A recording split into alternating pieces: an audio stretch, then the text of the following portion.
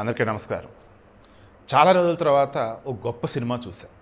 ఎంతగా అంటే నాకు ఇప్పటివరకు నచ్చినటువంటి సినిమాలు అన్నప్పుడు ఫస్ట్ భారతీయుడు చెప్తా, 2 నువ్వు నాకు నచ్చావు సినిమా చెప్తా.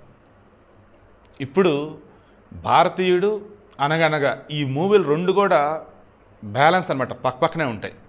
నువ్వు నాకు నచ్చావు ఎప్పటిలాగే సెకండ్ ప్లేస్. భారతీయుడిని రీప్లేస్ ఏది చేయలేదు, కానీ అనగనగా వచ్చేయండి దాన్ని రీప్లేస్ దాని పక్కన నించుంది అలా. సో అంత బాగా నాకు నచ్చింది. వెనకాల బ్యాక్గ్రౌండ్ పిక్స్ అన్ని కూడా నేను మహాభారతంలో వ్యాస భగవానుడు మన వినాయకుడికి చెప్తూ ఉన్నప్పుడు మహాభారతాన్ని రాశాడని చెప్పేసి అంటారు కదా, ఆ పిక్సే పెట్టాను. ఇక ఈ వీడియోకు సంబంధించి అరౌండ్ 12 నుంచి కూర్చున్న, ఇప్పుడు 2 దాటేసింది. 2 గంటల పాటు స్టార్ట్ చేస్తున్నా మధ్యలో ఆగుతున్నా, స్టార్ట్ చేస్తున్నా మధ్యలో ఆగుతున్నా, కనీసం ఒక 10 ఎవ్రీ టైం ఒక ఇంట్రో కానీ, ఎవ్రీ టైం మధ్యలో ఎక్కడైనా చెప్తున్నప్పుడు కానీ ఏదో మిస్ అవుతుంది లైక్ అలా.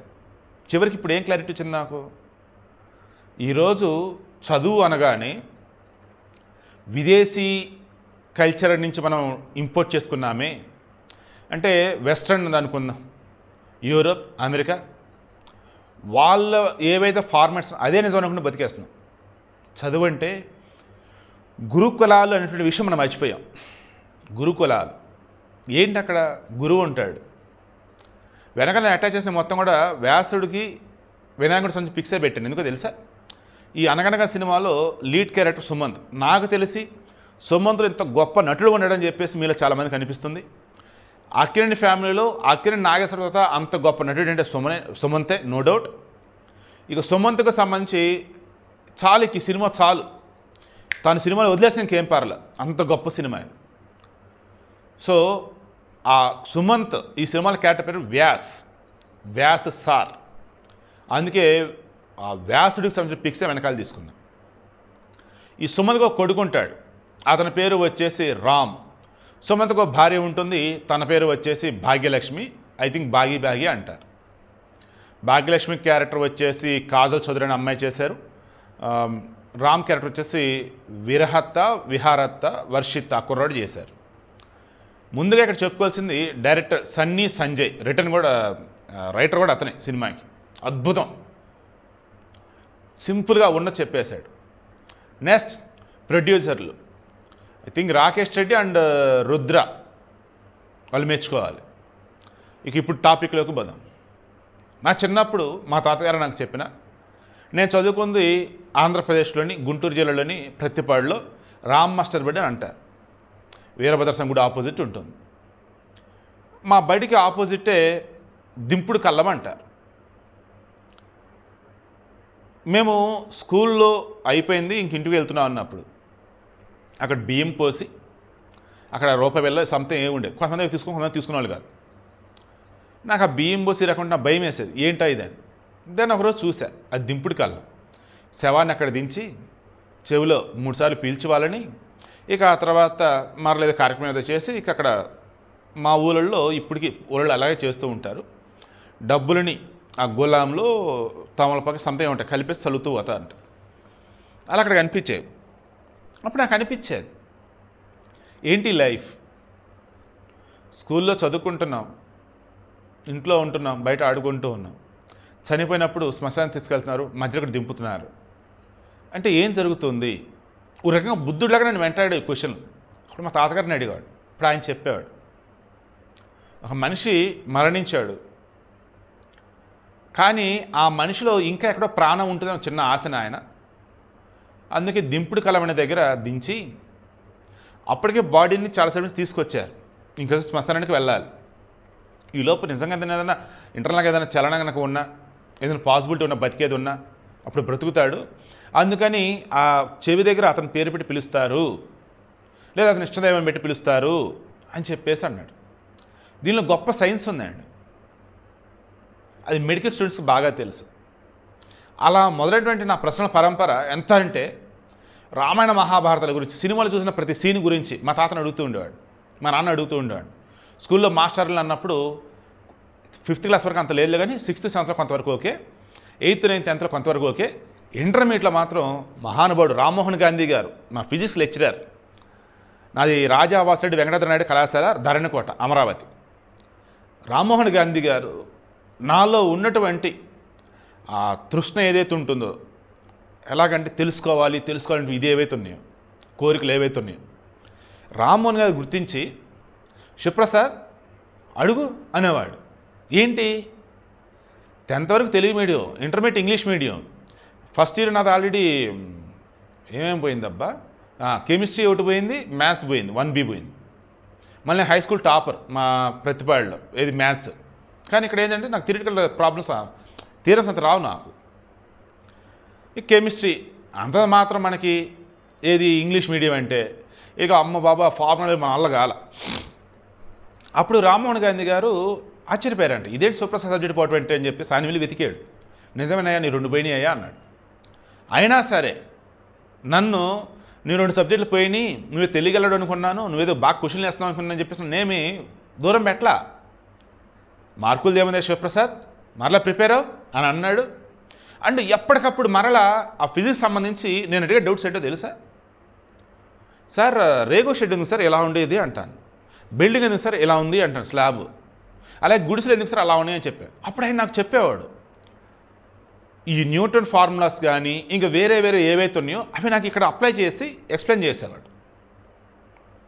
అలా డిగ్రీలో వచ్చేసి CVR I think see Venkatarao గారు, ఆయన వచ్చేసి మాకు ఫిజికల్ కెమిస్ట్రీ చెప్పేవాడు. అసలు ఎంత అంటే మాది ఫైనల్ ఇయర్లో ఉన్నప్పుడు మాకు జరిగిన క్లాసులు వచ్చేసి ఆయన సబ్జెక్ట్ క్లాసులు వచ్చి తిప్పి కొడితే 7 8 ఆల్రెడీ 6 చాప్టర్లు ఆ సబ్జెక్టు. అందులో మాకు 4 చాప్టర్లు అంటే 4 పీరియడ్లే జరిగాయి. అద్భుతంగా చెప్పాడు. అది నా ఫస్ట్ క్లాసు. ఎలా ఏంటంటే ఆయన చెప్పినటువంటి ప్రతి క్లాసులో కూడా మన బయట ఏవైతే ఎగ్జాంపుల్స్ తీసుకొని చెప్పేవాడు. మేబీ ఈ వీడియో కొంతమంది బోరింగ్గా ఉండొచ్చు, కొంతమందికి వచ్చేసి నచ్చకపోవచ్చు, కొంతమంది సూపర్గా ఉండొచ్చు, కొంతమందికి ఓకే అనిపించవచ్చు. నేను డే 1 నుంచి నేను చెప్పేది నేను ఏదైతే ఫీల్ అయ్యానో అది నేను మీకు చెప్తానండి, అది నా మనసులో ఉంచుకుంటే ఎదురు అందుకు మీకు చెప్తానండి అంటాను. ఇది వ్యూస్ కోసం కాదండి. ఈరోజు మనం ఏం మిస్ అవుతున్నామన్నది నేను చెప్తున్నాను. సినిమాలో కూడా అదే చూపించాడండి.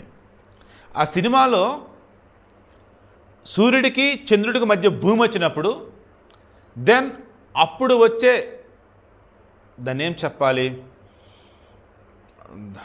ఇది అంటారు చూస్తారా గ్రహణం. ఆ గ్రహణం ఏంటి, సూర్యుడికి భూమి మధ్య చంద్రుడు వస్తే ఆ గ్రహణం ఏంటి,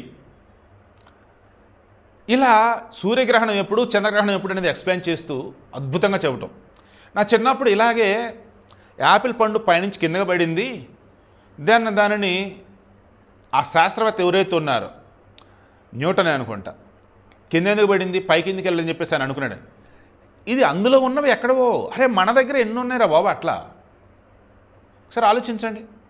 మహాభారతంలో రామాయణంలో అద్భుతమైన కథలు ఎన్నెన్నో ఉన్నాయి, అవన్నీ వదిలేసాం.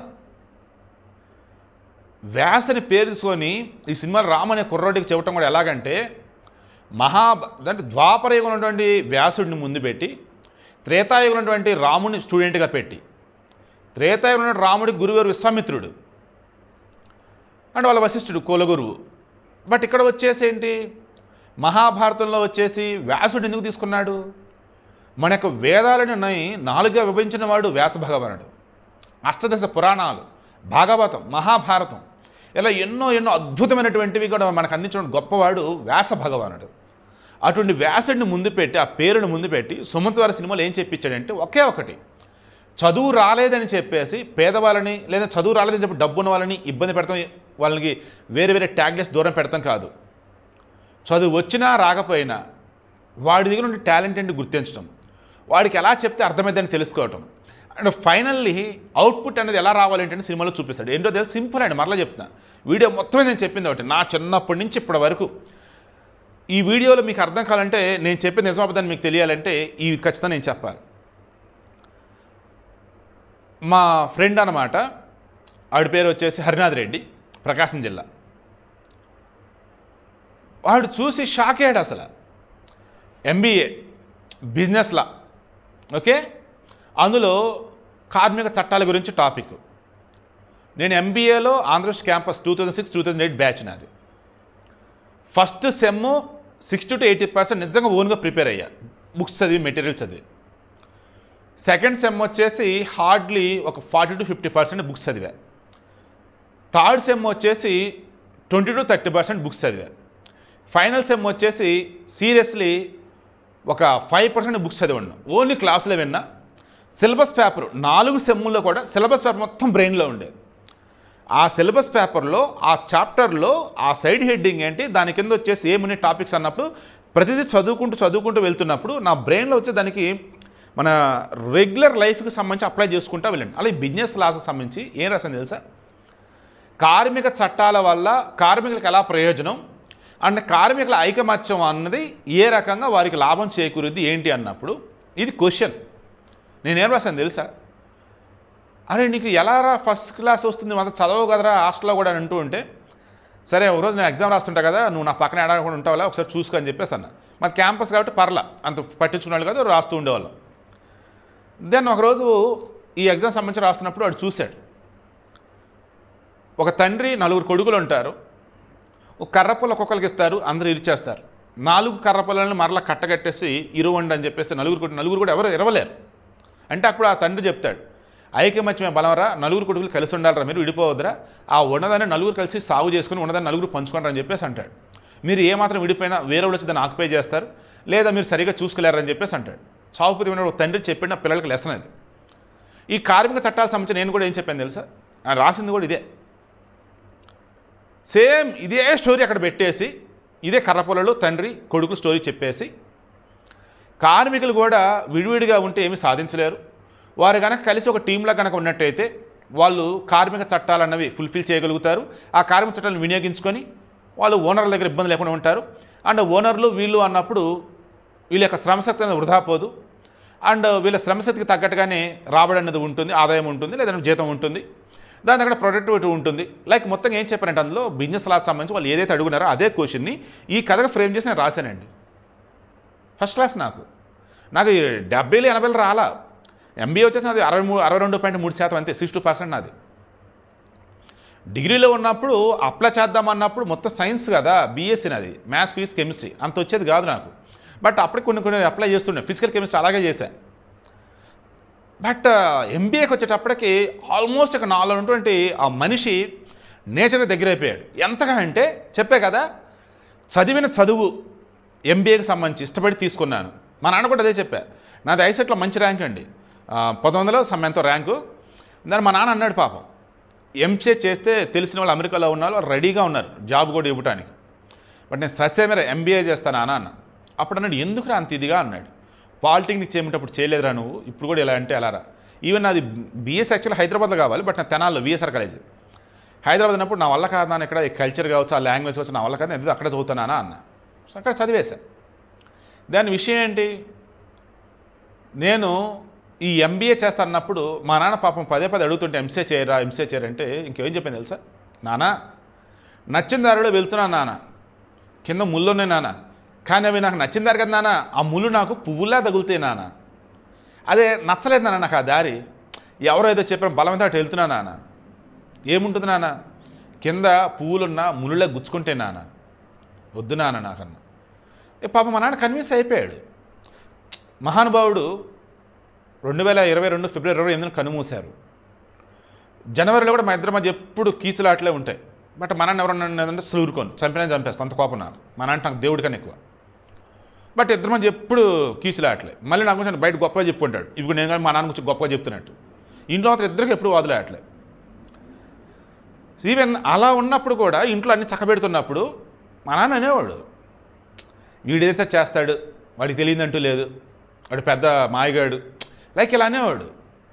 ఎందుకు, సింపుల్, నేను చదివింది కానీ లేదు నాకు తెలిసింది కానీ రెగ్యులర్ లైఫ్ దాన్ని అటాచ్ చేస్తా, కళ్ళ ముందు కనిపిస్తుంది దానికి సింక్ అవుతుందో చూస్తా, దీన్ని ఎలా ముందుకు తీసుకెళ్ళండి అంటే ఆలోచిస్తా, వాళ్ళతో ఎలా మాట్లాడేంటే ఆలోచిస్తా, ఇది పని అయిద్దా లేదని ఆలోచిస్తా, అంతే. ఏది ఎక్కువ రిస్క్ తీసుకోను, ఎవరు ఎంతవరకు అంతవరకే ఉంటా, ఈ పని అయిద్దా లేదా క్రాస్ చెక్ చేసుకుంటా, 5 అనుకుంటే అడిగేస్తా, లేదంటే వదిలేస్తా. డబ్బు అన్నప్పుడు కూడా అవతల ఎవరికైనా మనం డబ్బు ఇచ్చాం, తిరిగి వచ్చిద్దా రాదా అనుకున్నప్పుడు ముందు ఆలోచించేస్తా, రాదు అనుకున్నప్పుడు దాని తగ్గట్టుగానే నేను నా ప్లానింగ్లో నేను ఉంటా. ఒక డబ్బు కూడా ఎక్కడైనా ఒక స్కీమ్లో పెడుతున్నా, అదైనా ఎవరికైనా ఇస్తున్నా కానీ, అరే అనవసరంగా డబ్బులు ఇచ్చేసామే, అది మనకు రావనుకున్నప్పుడు పోనీలే వాడికి ఇచ్చేసాం, పోనీలే ఆ స్టోర్లో వచ్చేసి ఆమె మన చేత ఒక అకౌంట్ ఓపెన్ చేయించింది. ఫర్ ఎగ్జాంపుల్ మోర్ సూపర్ మార్కెటే ఉంది, ఆల్రెడీ ఒకటి జెప్టోలో, బ్లింకిట్లో, స్విగ్గీ, ఇన్స్టామార్ట్లో బోల్డ్ అని వస్తువులు ఈజీగా దొరుకుతాయి, తక్కువ రేటుకి వస్తున్నాయి. బట్ మోర్ సూపర్ మార్కెట్లో కొద్ది రోజుల క్రితం నేను కొన్ని వస్తువులు కొన్నా, అది అంత 400-500 బిల్ అయింది. యాక్చువల్గా అంత అవ్వదు కదా, డిస్కౌంట్ ఏమీ లేదంటే అప్పుడు ఆమె ఏమని చెప్తుందంటే, సార్ మీరు మోర్ మెంబర్షిప్ తీసుకోండి, 199 సార్, ఇప్పుడు మీరు తీసుకున్నట్టుకు సంబంధించి మీకు 10% ఆర్డర్ వచ్చింది, అంటే ₹50 దాదాపు మీకు వెనక్కి వచ్చింది, మళ్ళీ మీకు కొన్ని ప్యాంట్స్ యాడ్ అవుతాయి సార్. సో అప్రాక్సిమేట్లీ మీకు దగ్గర ఒక ₹70-100 ఇప్పుడు అమౌంట్ సేవ్ అయింది సార్. అండ్ ఆ 199కి మీ మెంబర్షిప్ ఉండేది, మీరు 1 ఇయర్ పాటు ఎప్పుడైనా సార్ రావచ్చు, తీసుకోవచ్చు, మీకు ఎంతో డిస్కౌంట్ వచ్చింది సార్ అని చెప్పాను. అవును కదా, బాగుంది కదా అని చెప్పేసి తీసేసుకున్నాను. బట్ ఆ తర్వాత చూస్తే ఆ రోజు నాకు ఎమర్జెన్సీ ఉండి మోర్లో తీసుకొని వచ్చేసా ఇంటికి, అది ఆఫీస్కి. బట్ అవే వస్తువులు జెప్టోలో చూస్తున్న చాలా తక్కువలోనే ఉన్నాయి. బట్ క్లారిటీ ఏమొచ్చింది నాకు, అక్కడ పాపం అమ్మాయిలకి ఆ షాపులో ఉండే వాళ్ళకి కొన్ని టార్గెట్లు ఉంటాయి. ఇదిగో మీరు కనీసం ఇన్ని మెంబర్షిప్లన్నా చేయించాలి నెలకి అని చెప్పేసి. దెన్ ఓ రకం పాపం అమ్మాయి టార్గెట్ ఫుల్ఫిల్ అయిపోయింది. ఏమో వర్షాలు పడుతున్నాయి, డెలివరీలు ఏమి రావు, దాని పక్కనే ఉంది, వెళ్ళి కావాలంటే తెచ్చుకోవచ్చు, ఆఫర్లు ఉంటే అప్పుడు అప్లై అవుతుంది కదా నాకు, అలా పాజిటివ్గా ఆలోచించా. సో ఇప్పుడు నేను చెప్పేది కూడా ఏంటంటే, లైఫ్లో ఏది జరిగినా కానీ ఎదుటివారి విషయంలో కావచ్చు, మీ విషయంలో కావచ్చు, మీరు ఆలోచించాల్సింది పాజిటివ్గా ఆలోచించండి. మీ వాళ్ళు ఎదుటివారికి మేలు జరిగిందన్నట్టుగా ఉన్నట్టు ఉంటే దాన్ని కూడా బెస్ట్ వేలో ముందుకు తీసుకెళ్ళండి. దాన్ని 10 మందికి ఒక లెసన్గా చెప్పండి. నేను మరలా చెప్తున్నా, నేను మీకు చెప్పినవి ఓ స్కూల్ పిల్లడు చెప్పినట్టుగా ఉండొచ్చు, కాలేజ్ పిల్లడు చెప్పినట్టుగా ఉండొచ్చు, లేదా ఒక మాస్టర్ చెప్పినట్టుగా ఉండొచ్చు, లేదా మీ ఫ్రెండ్ చెప్పినట్టుగా ఉండొచ్చు. బట్ ప్రతిదీ కూడా అనగానగానిగా సినిమాలో నేను చూసింది ఏంటంటే, నేను మీకు ఇచ్చే వీడియోలు కూడా మ్యాక్సిమం ఇక నుంచి ఏదో ఒక స్టోరీ ఫార్మాట్లో మీకు చెబితే బాగుండే నాకు అనిపిస్తూ ఉంది. మ్యాక్సిమం అలాగే చెప్తా, బట్ మధ్యలో అక్కడ డైవర్ట్ అయ్యాను. బట్ అలాగే మళ్ళీ స్టోరీ ఫార్మాట్ చెప్పాలి. ఓ మనిషి పుట్టారు అంటే ఓ ప్రాణి వచ్చింది, దెన్ జీవితం మొదలైంది, వాళ్ళు ఎదుగుదలను చూసారా, అది 10 మందికి ఇన్స్పిరేషన్ చూసారా, అప్పుడు కథ మొదలైంది. అది కథ. ఆ కథ అంటే ఏంటి, ఆ కథ ద్వారా ఎదుటివారికి చెప్పేటప్పుడు వాళ్ళకి ఎలా అనిపించింది, ఒక సబ్జెక్ట్ని, ఒక సిచ్యువేషన్ ఎదుటి వాళ్ళకి కథ ఫార్మాట్లో ఎక్స్ప్లెయిన్ చేసినప్పుడు ఎంత గొప్పగా ఉండిద్ది అనేది అదండి. మీకు పంచతంత్ర కథల ఐడియా ఉందా? పంచతంత్ర కథలు కూడా, పంచతంత్ర కథలు కావచ్చు, ఇంకా మరికొన్ని ఫార్మాట్ కథలు ఉంటాయి. ఈ కథలు కూడా ఏంటంటే, ఒక రాజు ఉంటాడు, ఆ రాజు వాళ్ళ కొడుకులకి చదువు చెప్పాలి. ఎంతమందిని పిలిచినా ఎంతమంది కూడా వాళ్ళకి సరిగా చెప్పలేకపోతుంటారు, అసలు వాళ్ళు వినరు అసలు ఏమి. అప్పుడు ఓ పండితుడు వస్తాడు, పేదింటి వాడే, కానీ నేను చెబుతానయ్యా అంటాడు. అప్పుడు రాజు చెప్తాడు, ఇప్పుడు వరకు ఎంతో పెద్ద పెద్ద పండితులు వచ్చారు, ఎవరు చెప్పలేక వెనుదిరిగి వెళ్ళిపోయారు, నువ్వు చూస్తేనేమో నేను చెప్తుంది అంటున్నావు, ఒకవేళ నువ్వు కనుక చదువు చెప్పకపోతే, మా వాళ్ళు కనుక నీ దగ్గర నేర్చుకోకపోతే నేను తల తీసేస్తాను కూడా అంటాడు. సరేనయ్యా అంటాడు. వాడు పేదవాడు, కానీ బతకం ఎలాగో తెలిసినవాడు, చదువుని చదువులాగా చూడగలిగినవాడు. ఆ పిల్లలకి అప్పుడు వీళ్ళు ఎక్కడ డైవర్ట్ అవుతారనుకున్నప్పుడు మామూలు ఫార్మాట్ చెప్తే వాళ్ళు వినరు. అప్పుడు కథగా చెప్పడం మొదలెడతాడు.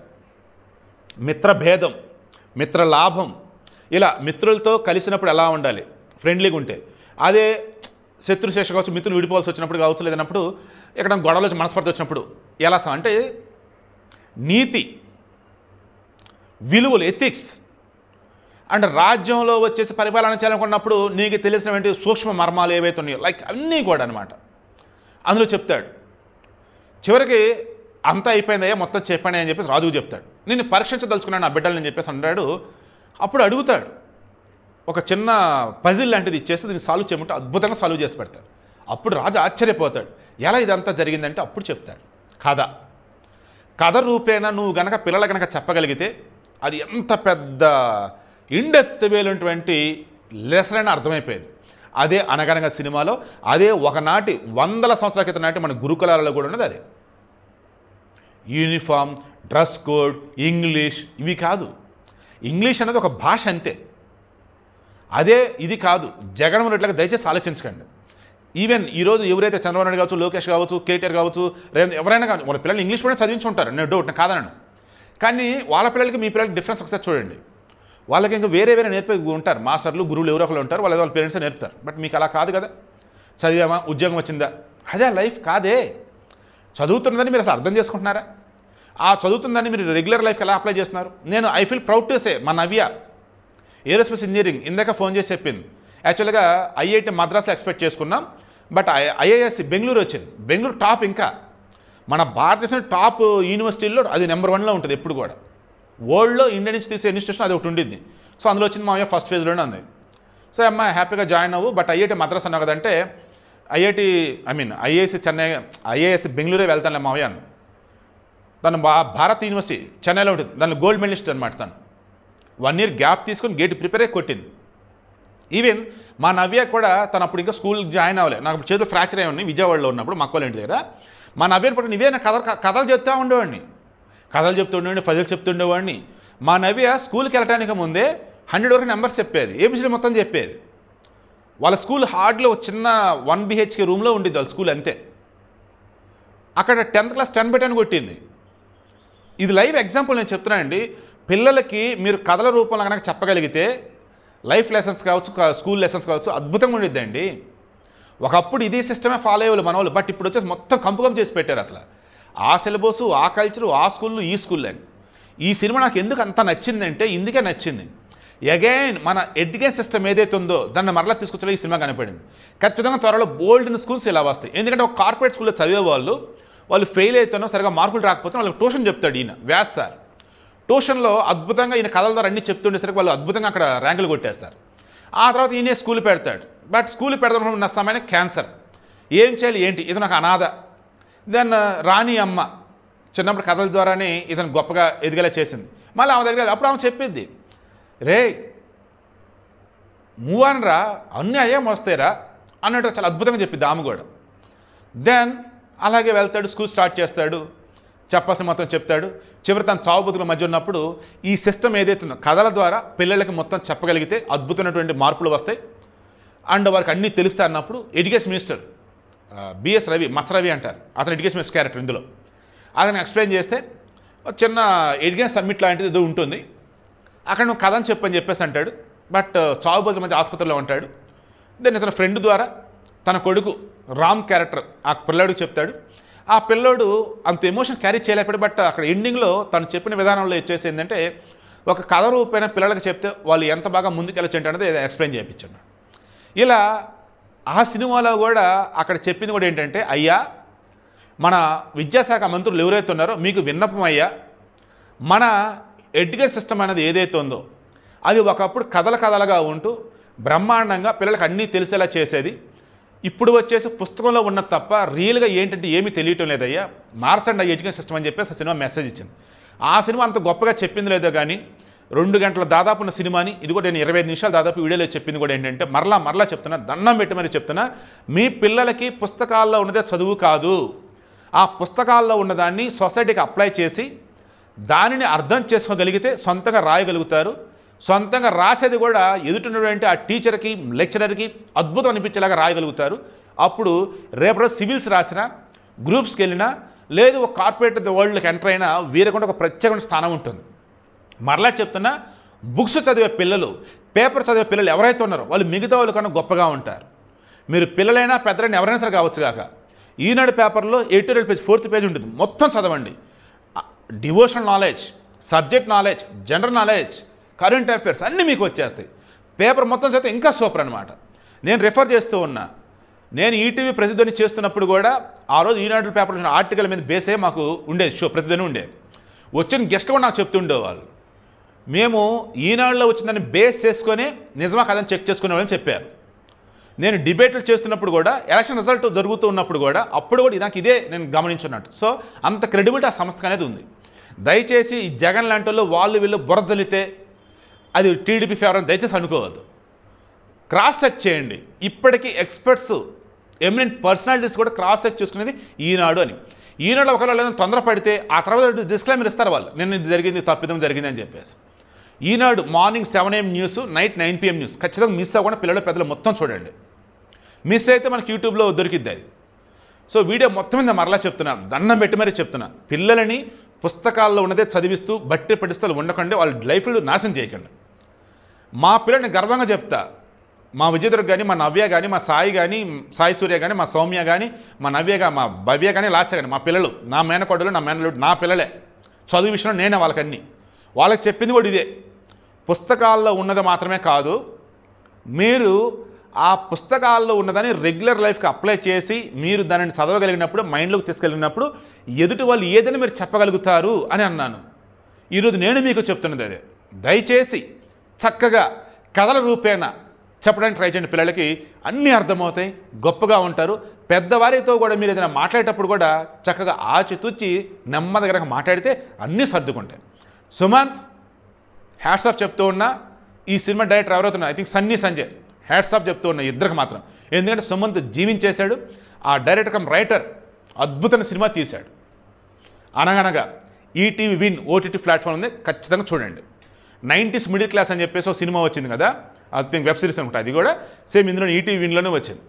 అది ఎంతో దానికి మించింది ఈ అనగనగా. ఐ థింక్ ఇది థియేటర్ కనుక వచ్చినట్టయితే ఫస్ట్ డే సెకండ్ డే తీసేసేవాళ్ళు. ఓటీటీలో ఉంది కాబట్టి కనీసం మీరైనా చూడండి. సినిమా థియేటర్ అన్నప్పుడు మొత్తం వైలెన్స్, లేదంటే ఎక్స్పోజింగ్, లేదా డబుల్ మీనింగ్ డైలాగులు, అదే సినిమా అన్నట్టు అయిపోయింది ఈరోజు. నీతికి సంబంధించింది ఏదైనా ఉంది అంటే ఆ ఓటీటీలో వస్తే అప్పుడైనా చూడగలుగుతున్నారు. అందుకే ఓటీటీలో ఇచ్చారు. అది మరలా చెప్తున్నా, నేను అప్రాక్సిమేట్లీ మోర్ దెన్ 1 మంత్ నుంచి వెయిట్ చేస్తున్నా.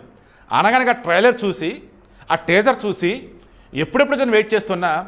గత 2-3 రోజులుగా టైం ఉండదు కదా, రోజుకు అరగంట, రోజు గంట చూస్తూ నేను నైట్ మొత్తం కంప్లీట్ చేశా. అద్భుతమైన సినిమా, అస్సలు మిస్ కావద్దు. ఖచ్చితంగా మీ పిల్లలు మీరు కలిపి చూడండి, ఫ్యామిలీ మొత్తం కలిపి చూడండి. మరలా చెప్తున్నా, టీచర్లు, ప్రిన్సిపల్స్, మాస్టర్స్, లెక్చరర్స్, ప్రొఫెసర్లు ముందు ఈ సినిమా మీరు చూడండి. అండ్ విద్యాశాఖ మంత్రులు, కార్పొరేట్ కాలేజీల యొక్క ఓనర్లు, హెడ్లు, చైర్మన్లు ఖచ్చితంగా ఈ సినిమా చూడండి. ఎందుకంటే మన ఎడ్యుకేషన్ సిస్టమ్ని మనం ఎలా కొలాప్స్ అయిపోయేలా చేసాం, అగైన్ మరలా మన ఎడ్యుకేషన్ సిస్టమ్ ఏదైతే, మన భారతీయ విద్యా విధానం ఏదైతే ఉందో దాని అవసరం ఎంత ఉంది ఏంటంటే ఈ సినిమా చూపింది, ఈ సినిమా చెప్పింది. నా యొక్క ఇంటెన్షన్ కూడా దానికోసమే. అగైన్ మన ఎడ్యుకేషన్ సిస్టమ్ రావాలి, గతంలో ఎలాగైతే ఉందో మన పూర్వకాలంలో అలాగే రావాలి. అందులో సైన్స్ ఉంది, మ్యాథ్స్ ఉంది, అన్నీ ఉన్నాయి. మన గొప్పది భారతీయ విద్యా విధానానికి ఈ అనగనగా సినిమా హెల్ప్ అయితే అంతకు మించిన సంతోషం ఇంకోదేమి ఉండదని నాకు అనిపిస్తూ ఉంది.